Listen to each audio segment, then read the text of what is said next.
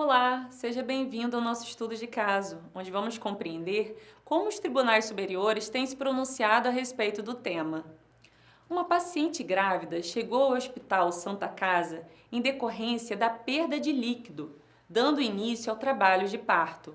Em razão do atraso burocrático, somente foi atendida após 1 hora de espera.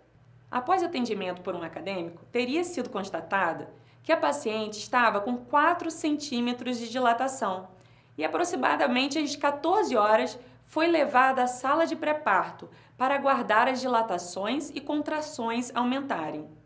Como as dores começaram a aumentar, às 21 horas a paciente foi colocada no soro para induzir o parto e, já não suportando as contrações, pediu que fosse realizado o parto cesáreo. No entanto, não havia médico anestesista no local.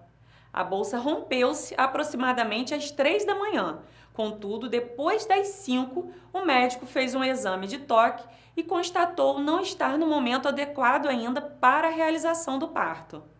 Em seguida, a enfermeira fez novo toque e informou que não haveria mais condição de realização do parto normal. Às 7 horas da manhã do outro dia, com a troca do plantão, a médica obstetra examinou a parturiente e constatou ser hipótese de urgência, ordenando que fosse preparada a sala de parto.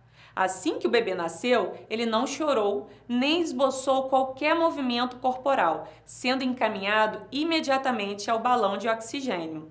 Na sequência, a paciente foi informada que a demora do parto e os sofrimentos passados durante a noite toda fizeram com que o bebê engolisse líquidos e fezes, nascendo deprimido e com paradas cardíacas, exigindo procedimento de reanimação, inclusive.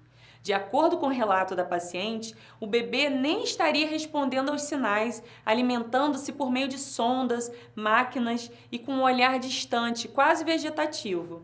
Em razão disso, a paciente buscou o Poder Judiciário, pleiteando a condenação por danos materiais e a compensação por danos morais.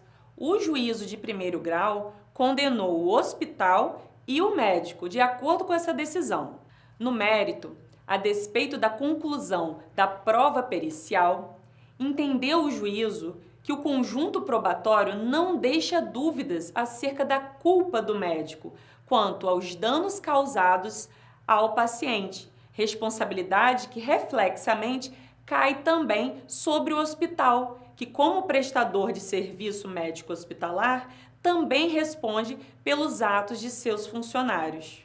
De fato, conforme demonstrado nos autos do processo, o médico responsável pelo atendimento da paciente agiu com manifesta negligência ao protelar a realização dos procedimentos médicos exigíveis no caso. Deixou, ao mesmo tempo, de cumprir o protocolo médico segundo o que determina a Organização Mundial de Saúde, a OMS, passando o plantão sem realizar a cesariana indicada ao caso da paciente. Então eu pergunto para você, o juízo de primeira instância agiu corretamente? O Superior Tribunal de Justiça, STJ, ao analisar esse caso e após estudar os documentos apresentados no processo, entendeu que, conforme demonstrado através das provas, o médico responsável pelo atendimento da paciente agiu com manifesta negligência, sim, ao protelar a realização dos procedimentos médicos exigíveis no caso, deixando ao mesmo tempo de cumprir com o protocolo médico determinado pela OMS, passando o plantão sem realizar a cesariana indicada ao caso. Foi pontuado pelo Superior Tribunal de Justiça que a conclusão obtida pelo julgador se baseou no conjunto probatório do processo, inclusive no relato da médica plantonista responsável pela realização do parto e nos documentos relacionados ao acompanhamento médico da paciente em todo momento que ela esteve no hospital. Vale dizer que o dano causado ao recém-nascido em razão da demora na realização do procedimento médico, que resultou na falta de oxigênio do seu cérebro, consistiu em sequelas neurológicas irreversíveis, com o grave comprometimento do seu desenvolvimento neuropsicomotor, em prejuízo da audição, visão e dos movimentos. Ainda sobre a ocorrência de dano na espécie, essa decisão do Superior Tribunal de Justiça faz uma remissão ao laudo pericial cujo teor técnico aponta que o menor não terá condições normais de se alimentar, caminhar, auto-higienizar sem acompanhamento e tratamento, inclusive com um prognóstico de vida reduzido. Como decidiu então, como confirmou o Superior Tribunal de Justiça a respeito da conduta do médico?